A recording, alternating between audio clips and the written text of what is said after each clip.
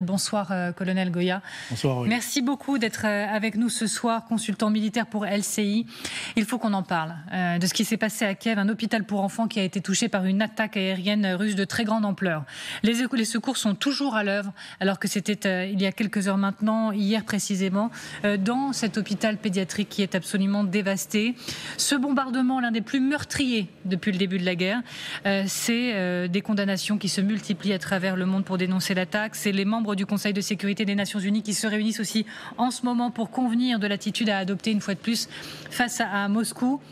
Un colonel, pour tenter de répondre, le Kremlin et ses propagandistes ont multiplié dans les heures qui ont suivi des explications. Différentes théories sont apparues. La première consistant à dire qu'il s'agissait d'un accident lié à la défense antiaérienne ukrainienne. Regardez ce que dit l'ONU, enfin plutôt écoutez ce que dit l'ONU.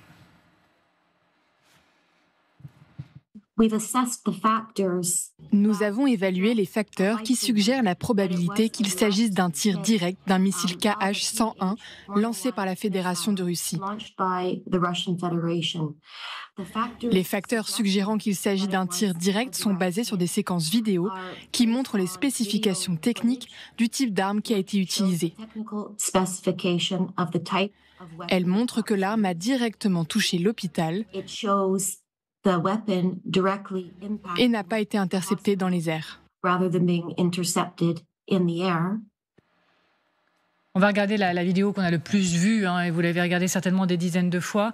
On la regarde ensemble et pour vous, vous allez nous dire si effectivement tout indique que c'est une attaque directe et délibérée. Pour vous, ça ne fait aucun doute? Alors, la vidéo montre effectivement, il n'y a pas de doute là-dessus, sur les moyens utilisés. Ce sont des missiles Kh-101, donc russes, très clairement. C'est pas comme les contre-discours qui ont été un peu... que les Russes ont essayé de répandre et qui ont été repris par tout leur soutien de missiles patriotes ou quoi que ce soit. Non, ce sont des missiles Kh-101. Bon. Problème de ces missiles, c'est que en fait, ils ne sont pas très fiables. Et donc, ils ont une marge d'erreur qui est très importante. D'où la difficulté à dire que l'hôpital était vraiment délibérément visé. Alors, c'est possible. C'est possible, il y a eu d'autres cas dans le passé, mais je crois que dans les 3 premiers mois de la guerre, il y a au moins 200 hôpitaux ukrainiens qui avaient été frappés d'une manière ou d'une autre par les Russes. Et on se souvient de la destruction de la maternité Mariupol, entièrement détruite. Donc là, c'est possible, c'est peut-être un tir direct. Alors, j'ai toujours du mal à comprendre pourquoi on ferait ça, à part on va en reparler. Le choc, la terreur. Je vais vous interroger contre-productif. Sur la volonté précisément, mais donc effectivement sur le type de missile utilisé.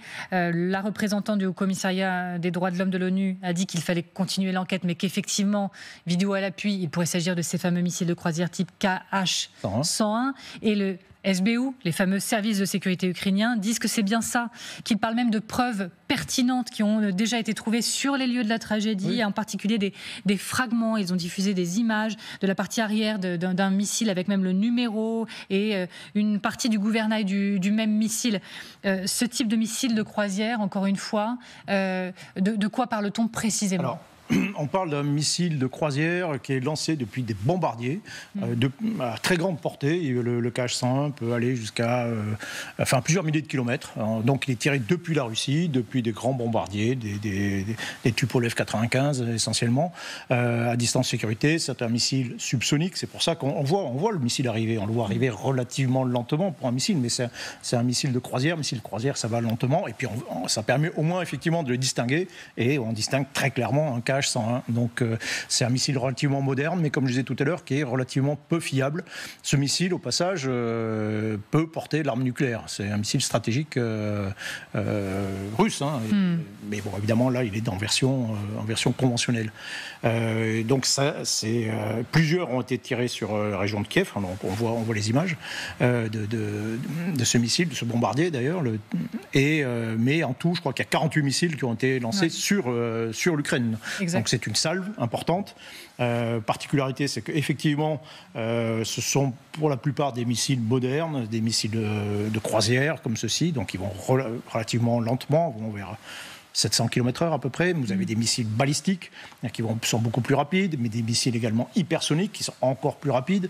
Donc c'est toute une série de frappes qui a été très meurtrière. Il y a au moins actuellement, on compte une quarantaine de morts sur l'ensemble de l'Ukraine, mais il y a certainement plus. C'est une des plus meurtrières depuis longtemps, avec, et j'y reviens, cet effet que ça provoque une indignation, forcément. Oui, c'est ça. Le plus grand hôpital de pédiatrie d'Ukraine. L'un des plus grands d'Europe. Et des plus grands d'Europe, forcément, ça ne laisse pas indifférent. Donc vous avez évoqué toutes les réactions. Et donc, au bout du compte, ces stratégies, en plus d'être, j'allais dire, odieuses, inhumaines, sur des crimes de guerre. Quand vous tapez directement sur des civils, ce sont des crimes de guerre. Mais en plus, c'est contre-productif pour la Russie. On se souvient que ce sont les frappes sur la ville de Kharkiv, sur des infrastructures civiles, sur les civils de Kharkiv, qui ont provoqué des réactions occidentales en disant, et notamment de la part de certains nombre de pays occidentaux, disant oui, maintenant vous pouvez utiliser nos armes pour tirer sur la Russie, pour empêcher ce genre de choses. On reste sur le message. Pourquoi ici et pourquoi maintenant ? Est-ce que c'est parce que c'était à la veille de sommet de l'OTAN sur lequel on va revenir dans quelques instants, par exemple ? Peut-être. En même temps, ça s'inscrit dans une campagne de longue durée. Donc des salves comme ça de missiles, on en a régulièrement, beaucoup moins qu'on en a eu à une certaine époque. Je rappelle qu'au tout début de la guerre, les Russes utilisaient une centaine de missiles chaque jour sur l'Ukraine. Et puis après, il y a eu, on se souvient de ces grandes campagnes de frappe à la fin de 2022, sur tout le réseau énergétique. Depuis, par la raréfaction simplement des munitions, cette campagne, ces salves se sont espacées dans le temps, mais elles existent toujours. Elles visent, encore une fois, plutôt le réseau énergétique. Un des gros problèmes de l'Ukraine, c'est l'électricité, très, très clairement.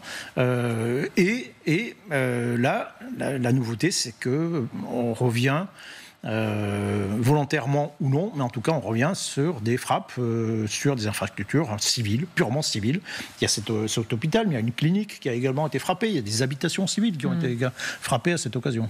Est-ce que vous avez vu la réaction la version même du Kremlin par la voix de Dmitri Peskov, le porte-parole ?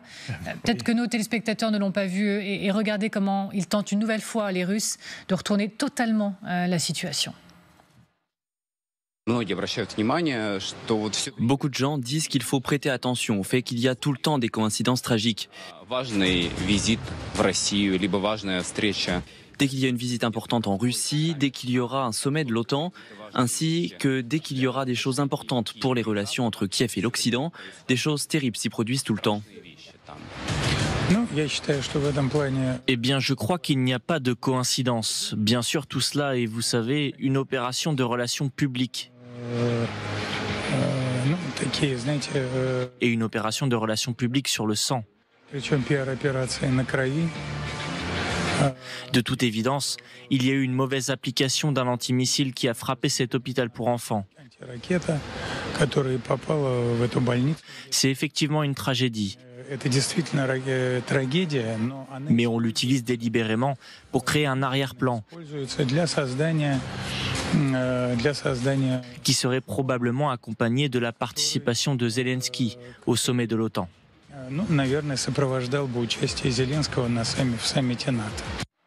Donc non seulement les Ukrainiens sont responsables, mais en plus ils utilisent à leur fin une telle situation dramatique. Ouais, je vous voyais réagir assez fortement. Il était à deux doigts de dire que c'était les Ukrainiens eux-mêmes qui avaient délibérément frappé cet hôpital afin de de se mettre dans une bonne position au sommet de l'OTAN et de susciter l'indignation, un soutien au sommet de l'OTAN. C'était un des discours après le massacre de Boutcha, la révélation des massacres à Boutcha, en disant non, en fait, c'est une mise en scène afin d'attirer la sympathie internationale. Il ne le dit pas exactement, mais c'est pas très loin, quoi. En disant voilà, c'est un missile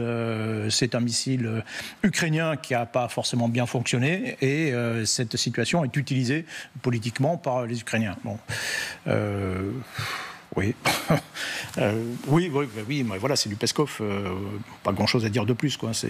En revanche, on peut avancer sur les réactions internationales. Bon, la France, elle a condamné fermement les frappes massives de missiles dès hier. On peut lire également les mots du pape qui vont s'afficher. On reparlera de Joe Biden un peu plus tard, parce que bien sûr, il a réagi, mais ça nous amènera à parler de l'aide à apporter à l'Ukraine aujourd'hui. Mais en termes de réaction internationale, on attend surtout celle de l'ONU. Le Conseil de sécurité de l'ONU se réunit en ce moment même à l'appel notamment de la France, de la Grande-Bretagne, de l'Équateur, de la Slovénie, des États-Unis, etc. Il s'agit de définir l'attitude à adopter face à la Russie dans de telles circonstances. Quelle attitude adopter face à la Russie dans de telles circonstances ? À part une condamnation de principe, concrètement, on ne peut pas obtenir grand-chose de plus. Quel aveu d'impuissance alors ? Bien sûr. À partir du moment Depuis 2 ans maintenant. Oui, bien sûr. À partir du moment où le Conseil de sécurité des Nations Unies n'est pas uni dans ses décisions, il ne l'est pas forcément, puisque vous avez la Russie comme membre permanent et la Chine qui la soutient. Non, le Conseil de sécurité des Nations Unies a eu un véritable,